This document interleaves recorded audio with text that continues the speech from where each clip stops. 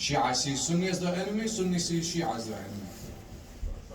The person with basira sees through this and sees that in fact these are not enemies and that they are stronger when they work together.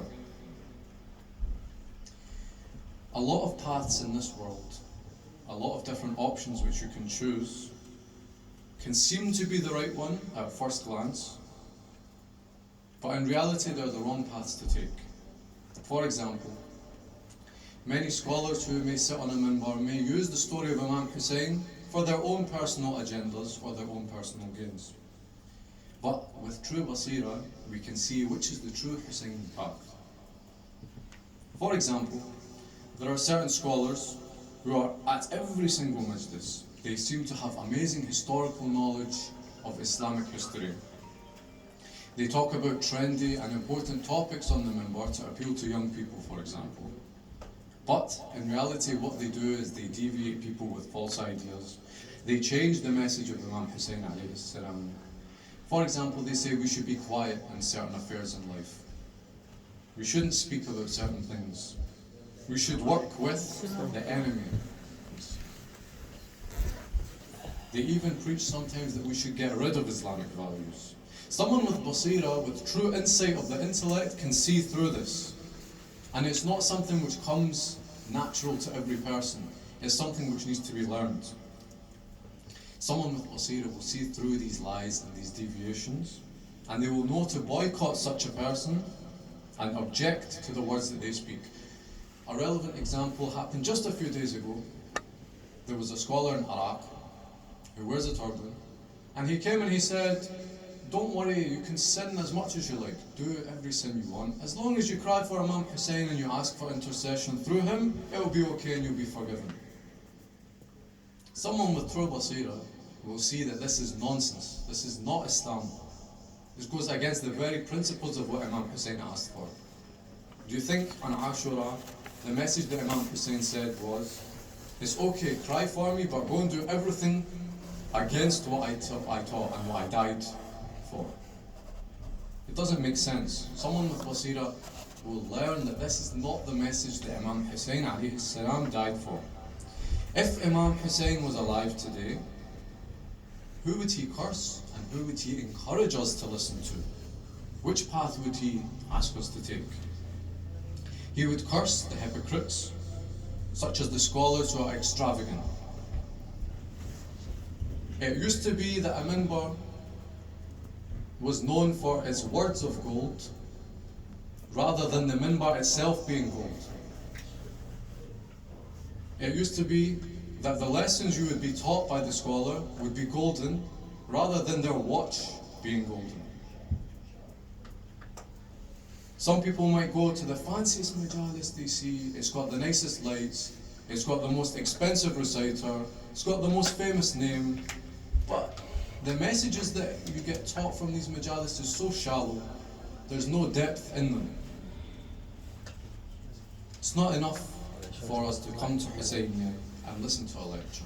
If we want to increase our basira and we want to increase our insight into different Islamic matters so that we can build upon ourselves and help teach the message of Imam Hussein to further generations and to non-Muslims, we need to increase basira.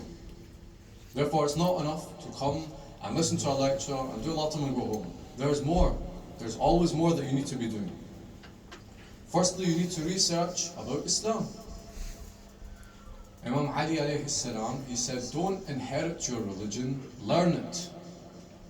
Don't just be Shi'at Ali because your dad was Shi'at Ali. Don't say, I followed 12 Imams, but you don't even know the names of the 12 Imams. This is one of the most important things that a lot of people neglect. They say, I'm Muslim. Muslim means to submit yourself entirely to Allah, not just the bits and pieces that you choose.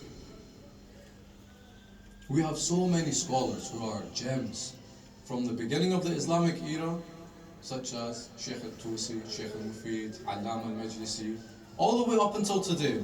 Shaheed Muhammad Baqir al-Sadr, Imam Khomeini, Sheikh Ahmed al-Wa'ili. All these gems that we have the ability to learn from. How many books did they create for us to read and to gain knowledge from? And we let them sit on the bookshelves and gain dust. You can't be a Muslim and not go out and seek knowledge.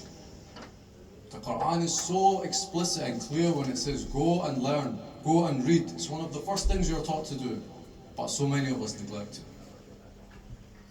Reading books is one of the most important ways that you can help build your basira, build your insight. It will humble you. It will change your perception on things. You might think something is halal and recommended for you to do, but in reality, it's makruh. You shouldn't do it. There might be ideas that you reject.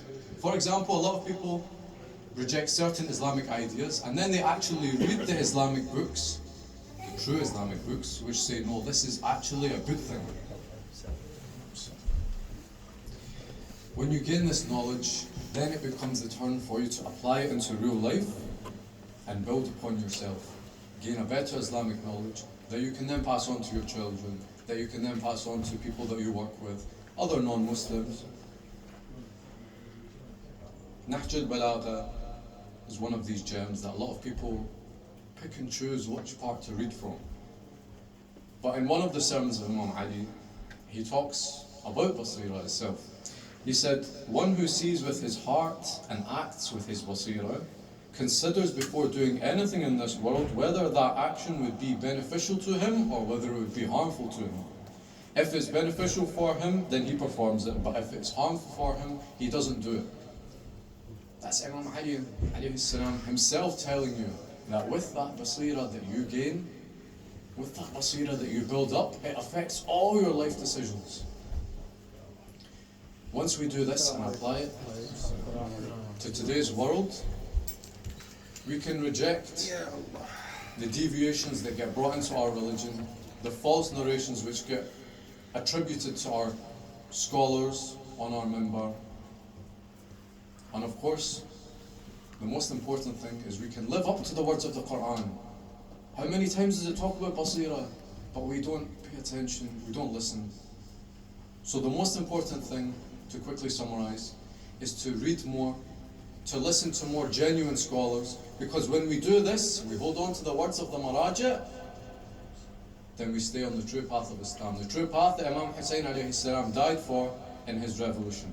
Salawat ala Muhammad wa ali Muhammad. Allahumma salli ala Muhammad wa ali Muhammad.